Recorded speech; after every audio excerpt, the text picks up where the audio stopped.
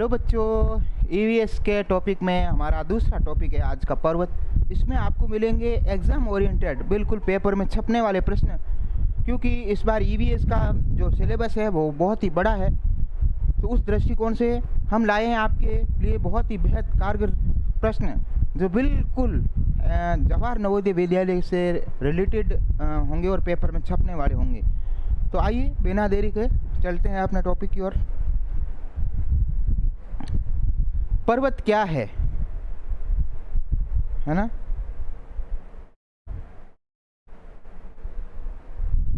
देखिए, पृथ्वी की सतह पर प्राकृतिक रूप से बहुत ऊंचे उठे हुए भूभाग को, पृथ्वी की सतह से जो ऊंचा उठा हुआ भूभाग होता है पत्थरों से निर्मित, वो पर्वत कहलाता है। पर्वतों का आधार या बेस बहुत चौड़ा, ऊपरी हिस्सा शिखर जो है नुकीला होता है। नीचे से पर्वत जो होते हैं बहुत ब्रॉड होते हैं और ऊपर जाकर के उनकी एक चोटी बनती है। पर्वतों की एक लगातार और लंबी श्रृंखला को पर्वतमाला, माउंटेन रेंज कहते हैं। लगातार पर्वत होते हैं और उनकी लंबी रेंज बन जाती है तो उसको पर्वतमाला कहते हैं। अधिक ऊंचाई के कारण यहाँ का तापमान बहुत ठंडा होता है और बर्फ जम जाती है। भाई, जैसे ही अपन ऊंचाई पे जाते हैं तो दबाव, वायुदाब कम होता है और वहाँ का तापमान ठंडा हो जाता है और वहाँ पर फिर बर्फ़ जमने लग जाती है। पर्वतीय स्थानों पे लोग जाते हैं तो देखा होगा अक्सर। अब है अरावली पर्वतमाला, राजस्थान की शान। यह भारत की सबसे प्राचीन ओल्डेस्ट पर्वतमाला है। कौन सी है? अरावली। इसका विस्तार मुख्य रूप से राजस्थान में राज्य में है। मुख्य रूप से राजस्थान राज्य में, यानी इसका 80% जो हिस्सा है वो राजस्थान राज्य में है। राजस्थान में मानसून हवाओं के समानांतर होने के कारण यह बादलों को रोक नहीं पाती, जिससे यहाँ कम बारिश होती है और मरुस्थल बना है ना? ये मानसूनी हवाओं के समानांतर है और तो ये बादलों को रोक नहीं पाती है। और इसलिए गुरु शिखर जो 1722 मीटर, या इसकी ओरिजिनल ऊंचाई 1727 मीटर है, कई राजस्थान की सबसे ऊंची चोटी है। इन दोनों ऑप्शंस में हो तो ये टिक करना है, ये नहीं हो तो फिर 1722 मीटर है। माउंट आबू राजस्थान का एकमात्र प्रसिद्ध हिल स्टेशन है। माउंट आबू जो सिरोही में है वो हिल स्टेशन एकमात्र है राजस्थान का। बहुत ही शानदार प्रश्न, एक बार स्क्रीनशॉट जरा ले लीजिएगा या अपने कॉपी में नोट डाउन कर दीजिएगा। ऐसे ही प्रश्न बिल्कुल बनने वाले हैं। अब भारत के अन्य प्रमुख पर्वत। हिमालय भारत के उत्तर में स्थित यह दुनिया की सबसे नवीन और सबसे ऊंची पर्वतमाला है। कौन सी है ये? हिमालय।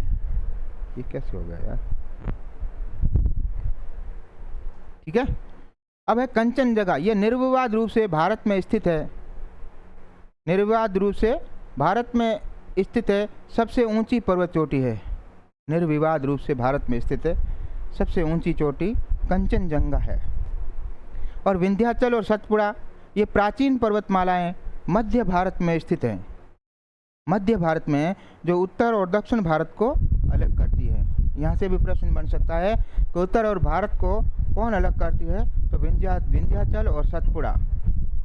पश्चिमी घाट या दक्षिणी भारत में समुद्र तट के किनारे स्थित महत्वपूर्ण पर्वतमाला है। चलिए, अब है पर्वतों का महत्व। The importance of mountains. नदियों का स्रोत है ये। क्या है बेटा? पर्वतों पर जमी बर्फ की नदियां। क्यों हो रहा है?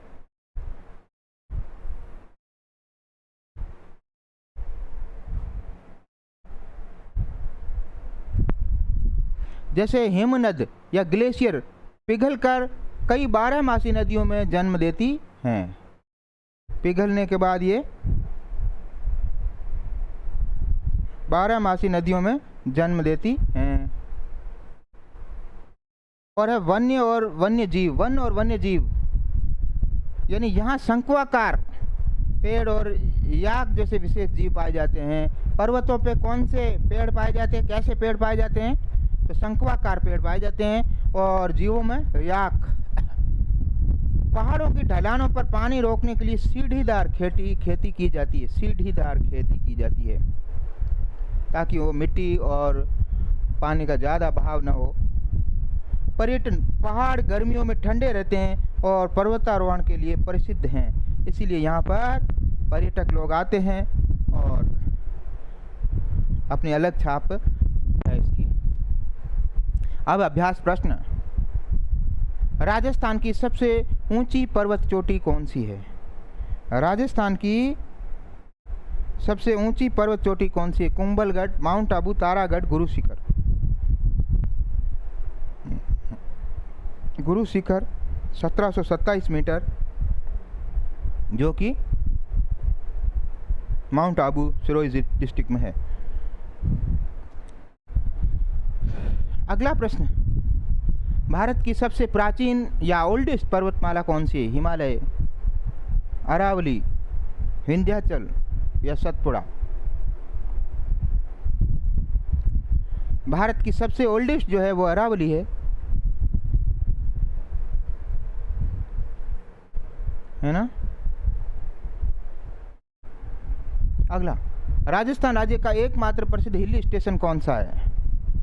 हिल स्टेशन जो है एकमात्र, पिछले अपन थ्योरी में पढ़े हैं, माउंट आबू।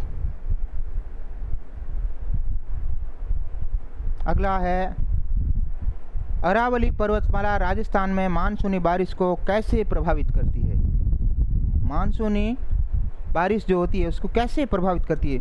बारिश को बहुत बढ़ा देती है, मानसून के बादलों को रोककर भारी बारिश कराती है, या कोई प्रभाव नहीं डालती है, या ये लिखा हुआ है ये समानांतर है, जैसे बादल बिना बरसे चले जाते हैं। ये समानांतर वाला यही प्रश्न है जो आपका ये इसका राइट आंसर बैठेगा, ऑप्शन डी। अगला प्रश्न 5, विश्व या वर्ल्ड की सबसे ऊंची पर्वत चोटी कौन सी है? विश्व की सबसे ऊंची पर्वत चोटी कौन सी है? तो वो है माउंट एवरेस्ट है। कौन सी है? 8,848 किलोमीटर कट रहे हैं। अगला, वर्तमान भारत की सबसे ऊंची पर्वत चोटी कौन सी है? वर्तमान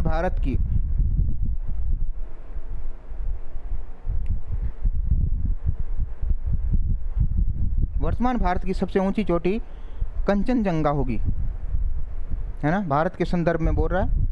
कंचनजंगा जो कि सिक्किम और नेपाल बॉर्डर पे है। अत्यधिक ठंड और ऊंचे बर्फीले पर्वतों पर मुख्य रूप से कौन सा जानवर पाया जाता है? श्योर सी बात है, अत्यधिक ठंडे और बर्फीले स्थानों पर याक पाया जाता है, तो उसके घने बाल होते हैं तो वो ठंड को सहन लेता है।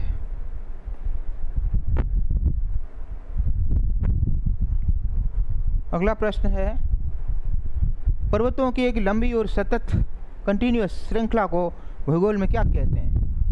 लंबी और सतत श्रृंखला होती है, पर्वत शिखर कहते हैं, पर्वतमाला कहते हैं, घाटी कहते हैं, या फिर ये पर्वतमाला ही कहते हैं, माउंटेन रेंज, है ना। अगला, किसी पर्वत का सबसे ऊपरी नुकीला भाग क्या कहलाता है? जैसे ऐसे पर्वत नीचे से बहुत चौड़े होते हैं, ऊपर जाकर के एक चोटी निर्मित हो जाती है, तो इसको चोटी ही कहलाता है, ठीक है ना। चोटी, पीक, ऊपरी सबसे भाग जो होता है वो चोटी कहलाएगा। अगला प्रश्न है, भारत में स्थित सबसे नवीन या यंगेस्ट पर्वतमाला कौन सी है? हिमालय। नेक्स्ट आ जाते हैं, ऊंचे पर्वतों जैसे हिमालय की बर्फ पिघलने से मुख्य रूप से किसका निर्माण होता है? हिमालय की जब बर्फ पिघलती है तो वो कहाँ आ जाती है? पानी रिसाव करके, पानी बह करके आ जाती है नदियों में, और फिर वो नदियाँ जो है सूखती नहीं हैं, 12 मास चलती रहती हैं, इसलिए 12 मासी नदियाँ। पर्वतों की ढलानों पर मिट्टी और पानी को बहने से रोकने के लिए कौन सी खेती की जाती है? भाई, पर्वतों की ढलानों पर मिट्टी रुक जाए और पानी को बहने से रोकने के लिए, पानी का बहाव भी रुक जाए, भाव कम हो जाए, इसके लिए कौन सी खेती की जाती है? तो वो ये पीछे आया था, सीढ़ीदार खेती। ऐसी सीढ़ियाँ बना लेते हैं खोद खोद के, ताकि मिट्टी का अपरदन कम हो। अगला है, पर्वतों पर जैसे जैसे हम ऊंचाई की ओर जाते हैं तापमान में क्या बदलाव आता है? जैसे हम ऊंचाई में जाएंगे तो तापमान बहुत ठंडा हो जाता है। ऑप्शन डी जो है वो इसका राइट आंसर होगा, बहुत ठंडा हो जाता है। पर्वतों के बीच से होकर गुजरने वाले संकरे प्राकृतिक सांस्कृतिक रास्तों को क्या कहते हैं? पर्वतों के बीच में एक संकरे पतले से रास्ते होते हैं, उनको क्या कहते हैं? पास या दर्रा। ठीक है। अगला है, पर्वतों की खड़ी चोटियों पर चढ़ने के साहस भरे खेल को क्या कहा जाता है? पर्वतों की खड़ी चोटियों पर ये चढ़ रहा है, देखा जा रहा है पिक्चर में आप, तो ये क्या होता है? ये होता है पर्वतों पर चढ़ना, पर्वतारोहण। भाई सर्फिंग होगा नहीं, स्काई ड्राइविंग है नहीं, राफ्टिंग है नहीं, पर्वतारोहण। अगले प्रश्न पे चलते हैं। ठंडे पर्वतीय क्षेत्रों में मुख्य रूप से किस आकार के पेड़ पाए जाते हैं ताकि बर्फ आसानी से फिसल सके? तो ये थ्योरी में पीछे बहुत अच्छे ढंग से अपन ने पढ़ा। शंकु आकार पेड़, शंकु के आकार के पेड़ होते हैं, और ताकि उनकी टहनियाँ भी नहीं कटें, देख रहे हो, इस प्रकार से यहाँ से बर्फ इनसे ऊपर फिसलती हुए नीचे आ जाती है। नेक्स्ट पे आ जाते हैं। पर्वतों पर पाई जाने वाली बर्फ की विशाल खिसकती हुई नदी को क्या कहते हैं? पर्वतों के ऊपर से जो ये विशाल खिसकती हुई बर्फ की जो धारा दिख रही है आपको, ये धीरे धीरे गुरुत्वाकर्षण से नीचे आती है, इसको क्या कहते हैं? इसको हिमनदी कहेंगे, ग्लेशियर बन जाता है पानी नीचे आकर के नदी में। अरावली की पहाड़ियों में स्थित माउंट आबू पर कौन सा प्रसिद्ध और ऐतिहासिक मंदिर स्थित है? अरावली के माउंट आबू पर ये मंदिर का दृश्य देखिए, कौन सा मंदिर है ये?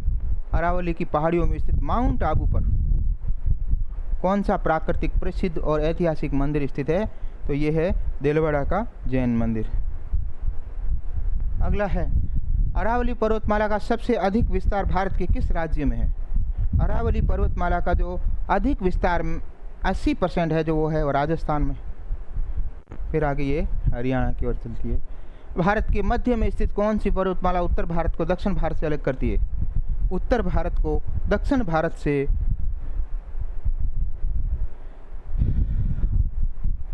कौन सी पर्वतमाला अलग करती है? तो इसका राइट आंसर है ये विंध्याचल और सतपुड़ा।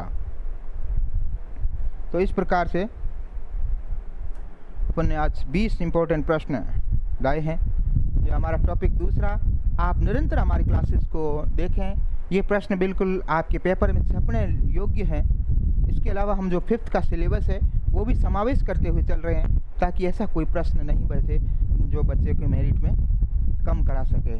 तो मिलेंगे नए टॉपिक के साथ, तब तक मस्त रहिए, हंसते रहिए, मुस्कुराते रहिए। Thank you.